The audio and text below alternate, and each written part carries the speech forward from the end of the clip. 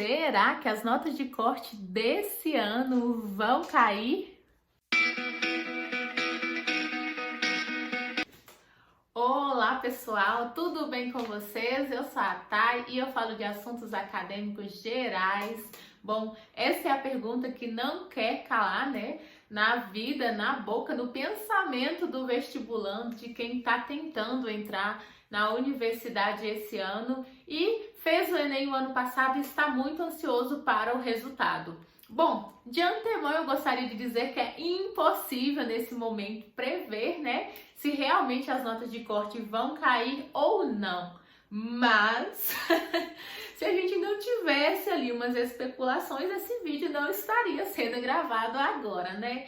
Então, gente, quando eu falo que não é possível prever, né, com exatidão, com relação à prova, com relação aos cortes do Enem do ano passado, que sairão esse ano, é porque existe a TRI, a teoria de resposta ao item, e é uma questão muito complexa decidir quando a TRI faz um nivelamento para cima, ou seja, as notas de corte sobem muito, mesmo as pessoas tendo pouco acertos, ou um TRI com nivelamento para baixo, onde as pessoas, mesmo acertando muito, vão ter poucos acertos. Isso varia de ano para ano, porque vai de acordo à prova. Então, se temos uma questão que as pessoas acertam muito essa questão, ou se temos uma prova em que as pessoas acertam muito, tem determinado resultado. Já se as pessoas acertam menos, geralmente as notas são mais altas. Por exemplo, matemática, né, que o ano passado não aconteceu isso,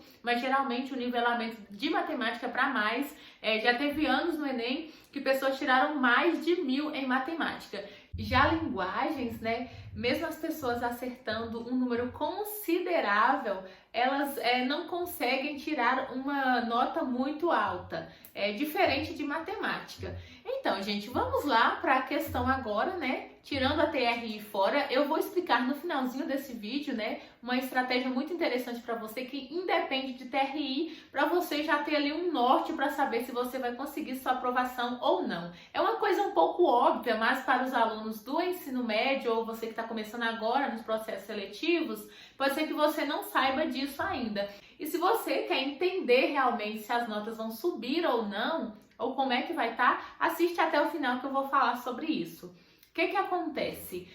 Podemos ver, né, que o Enem desse ano ele teve características bastante peculiares, mas que nós já conhecemos do ano anterior, do ano de 2021. Não mudou muito, não houve grande variação. Temos um público muito menor de inscritos em comparação com o outro ano.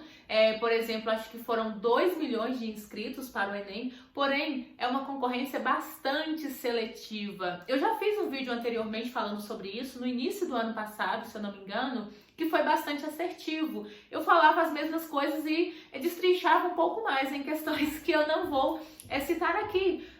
Vou falar por alto, como por exemplo, acessibilidade em boas escolas particulares, o período em que os alunos, né, da rede pública ficou sem essa assistência, a adaptação das escolas públicas, com acesso à internet, com a disponibilidade de dispositivos móveis para que os alunos tivessem acesso às aulas. Então, tudo isso prejudicou os alunos de escola pública, que é o grande público, que é a grande massa do Enem. Então, o Enem, ele ficou mais seletivo. Se o aluno se arriscou, né, durante aquele período para ir fazer a prova do Enem, ele queria muito a aprovação. Não é uma pessoa, né, que não se preparou e foi lá se arriscar durante aquele período.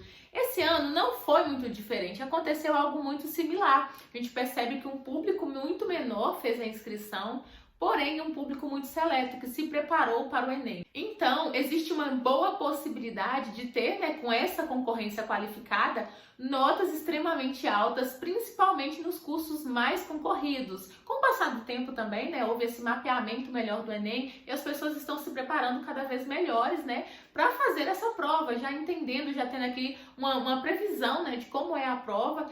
Entretanto, como eu disse no começo desse vídeo, existe uma questão muito, muito importante, que é a TRI. E aí? Então pode acontecer totalmente o contrário do que eu acabei de dizer. Mas eu estou sendo incoerente? Não. Com base, né, eu não fiz a prova do Enem esse ano, com base no que aconteceu ano passado, base de repetição das mesmas coisas, das mesmas circunstâncias, sim, pode ser que a nota aumente muito. Mas qual é o fator de mudança do ano passado para esse ano? É simples, a prova. Então, se temos uma prova diferente, mesmo os candidatos estão com o mesmo nível de qualificação, uma concorrência bastante qualificada, as pessoas que se prepararam muito bem, então se existe uma prova que for muito mais fácil ou muito mais difícil do que o ano anterior, então sim, podemos ter uma variável muito considerável para mudar totalmente a TRI. Então a TRI, né, pode acontecer o contrário e termos notas extremamente baixas, mesmo uma pessoa tendo um número de acerto muito alto. Por exemplo, no ano da minha aprovação, que eu fiz 41 acertos em humanas e tirei, se eu não me engano, 747. Eu estava esperando um número um pouco maior, 760, 780 por aí. E eu vi, né, com base nos anos anteriores, mas eu já sabia que poderia ser para menos ou para mais. Então existe, né, um desvio padrão para menos ou para mais da variação dessa nota. Então, gente, a partir disso, a minha dica é: o que é mais importante do que você ter noção se realmente a nota vai subir ou se a nota vai cair? É o coringa. O que independente de qualquer coisa, vai fazer você conseguir a sua aprovação? A quantidade de acertos. Então, o que você tem que olhar para você saber se você vai conseguir a sua aprovação nesse momento?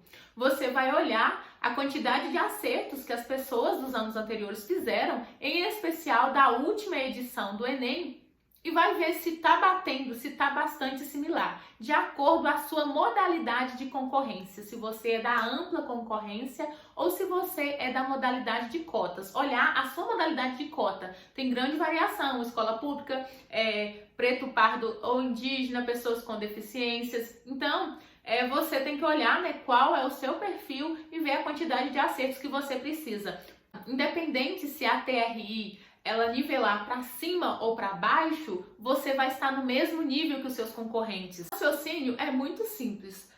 Por exemplo, se uma pessoa acerta 170, 175 questões, independente da TRI nivelar para cima ou para baixo, ela sabe que ela está dentro de um percentual muito pouco de pessoas que acertaram esse número, que a nota dela vai ser alta. Então, mesmo que a nota máxima do Enem seja 650, para quem fechou a prova, se a TRI nivelar para baixo, eu tô falando isso, gente, uma coisa assim, um valor hipotético. Ela vai ficar com, sei lá, 647, 645, então ela vai conseguir a aprovação dela já na primeira chamada regular. Então, como sugestão final, eu deixo aqui que você, né, olhe a última edição e olhe pelo menos 2 outras edições do Enem e veja a quantidade de acertos ali, uma média mais ou menos, para aquele curso que você gostaria. Só assim você já vai ter uma noção se você vai precisar, né, estudar mais um pouco e dedicar para o Enem esse ano, ou se você tem uma chance muito boa de conseguir sua aprovação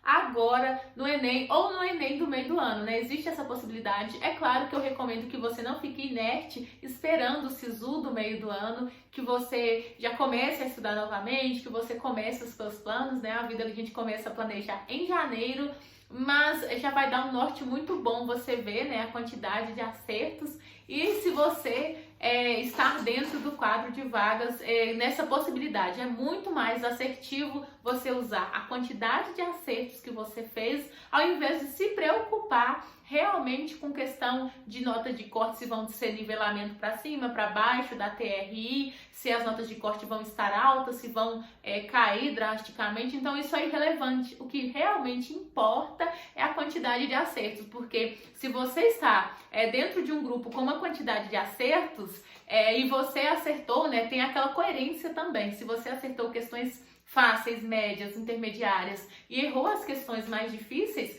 você está bem coerente. Então, existe também essa questão, mas de modo geral. Bom, gente, o vídeo de hoje foi esse. Se você tem alguma dúvida com relação a isso, se algo ficou um pouco obscuro ainda para você, deixa nos comentários que eu vou estar respondendo.